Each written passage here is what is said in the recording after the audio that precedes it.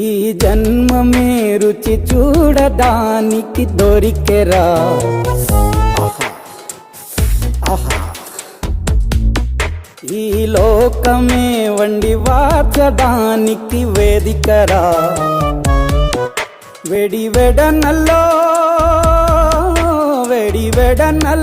నెయ్యి చారు కూరలు వెయ్యరా.